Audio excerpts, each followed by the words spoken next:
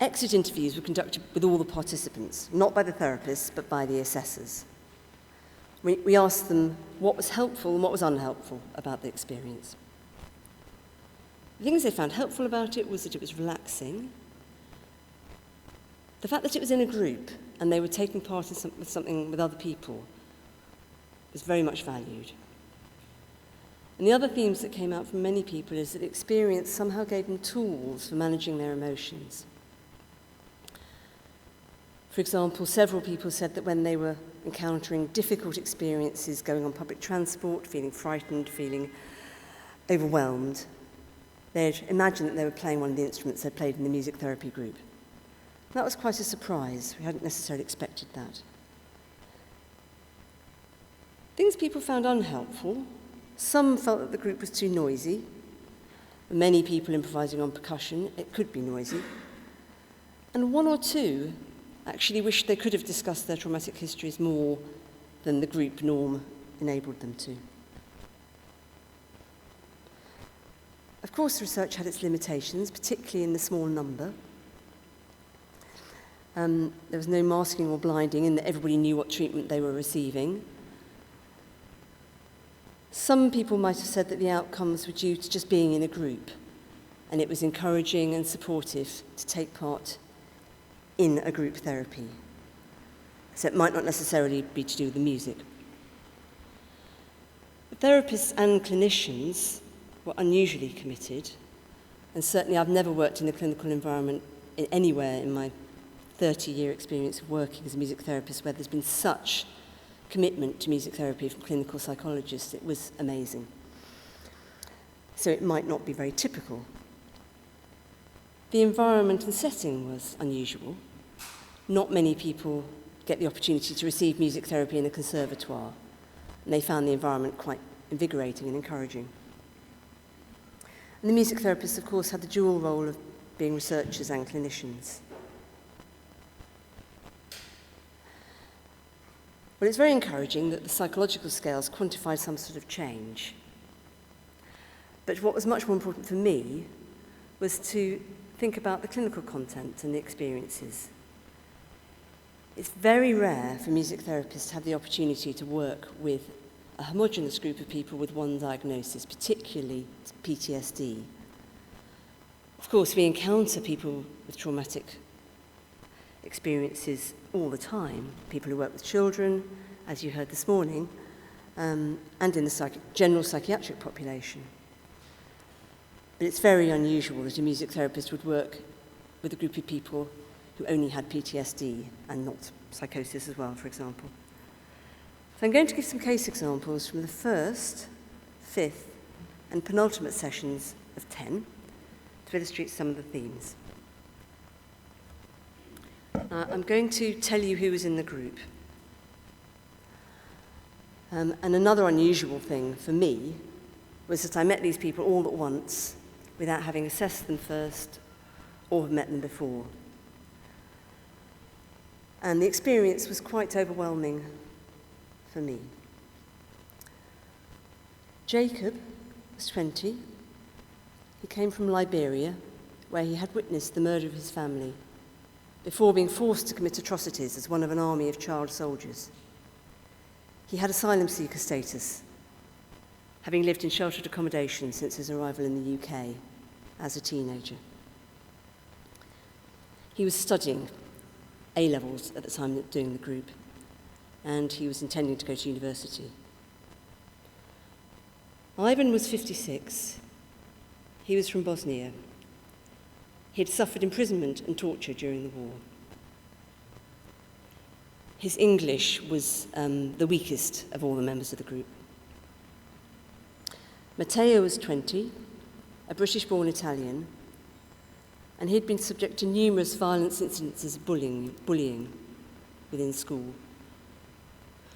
Osmana was 32, a political asylum seeker from Kurdistan, who'd been imprisoned and subjected to sexual assault and torture. Joanna was aged 37, an asylum seeker from Jamaica. She'd been abducted, tortured and raped by members of an opposing political party who had set upon her when they'd seen a sticker on her car supporting the party that she worked for. She'd fled, leaving behind her children, and she was awaiting the outcome of appeal to remain in the UK. Kerry was 30, she's British, she'd been sexually abused by her father over many years. And her situation was complicated that her father had then been murdered by someone else connected with the family, and she felt to blame for that. Alice was 21, she was from Uganda. She had witnessed the rape and murder of her mother before being raped herself. She'd escaped the country and was currently an asylum seeker in the UK, and she had a young child. Imani, aged 40, was originally a refugee from Iran. She'd been a member of a persecuted ethnic group and suffered severe symptoms of PTSD after traumatic memories of the death of a family member were triggered by the London bombings. Zina was 50, a political anti-government activist opposing the repressive regime in Afghanistan. She had been imprisoned and tortured and escaped to Britain as an asylum seeker. So before I talk about the first session, I think I'll say something about my own enormous anxieties before I met this group of people, having read their case histories and felt increasingly anxious that they would have a terrible experience. It would be too frightening for them. I couldn't imagine what music therapy could offer them. And felt extremely worried that the whole exercise would be a terrible failure.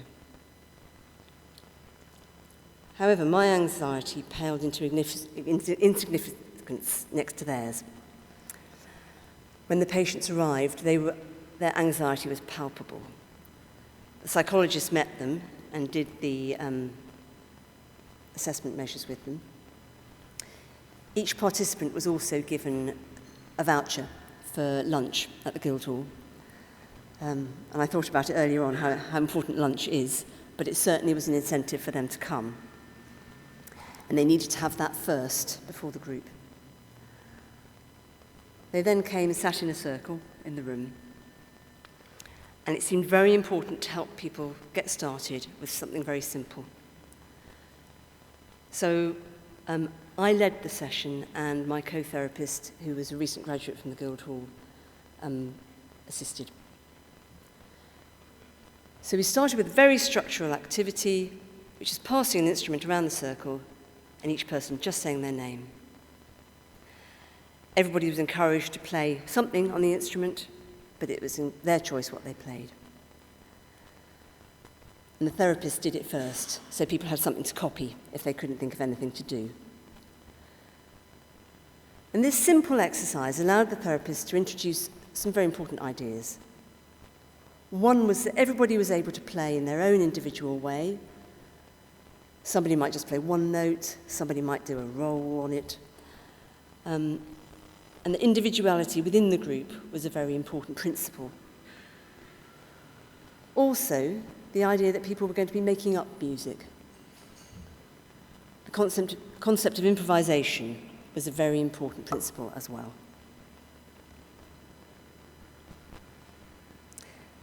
This activity extended then to 2 instruments.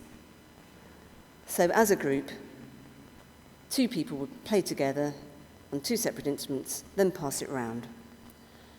So that was a graded way of moving towards group improvisation, that people play in pairs. They could talk about the experience of having a musical conversation, if you like.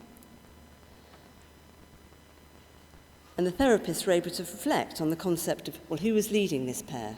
Who was following? What did it feel like to listen to it? What did it feel like to be part of it? We then moved into group improvisation, which would have been very difficult to do without those preliminary exercises.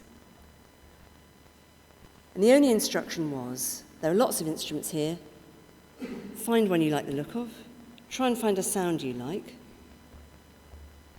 and then once you've got used to your sound, see if you can fit in with someone else. And people were able to do that. So we got to a point about 10 minutes into the session where people were all improvising in a group. I played the piano, being very careful to provide a solid rhythmic and harmonic base with very safe harmonies, C major, F major. And the flute, played by my co-therapist, provided a melodic structure on top. So it's a sort of percussion sandwich, really. Everybody else is playing percussion. Our aim was to provide some sort of musical coherence to help reduce the anxiety and confusion of the other members, but without restricting or impeding in any way the freedom of what they might want to do. And we tried to imitate things that people were doing. So if someone was shaking a tambourine, we might echo that on the piano. If someone was playing a pulse, we might try and imitate that. As a therapist, I tried not to speak too much, but I would speak if the group was silent for a while and seemed anxious. And I tried to highlight statements that were significant for individual members or the whole group. In the early sessions, the participants said very little, but they volunteered more as the sessions went on. And by the end, were talking a lot amongst themselves.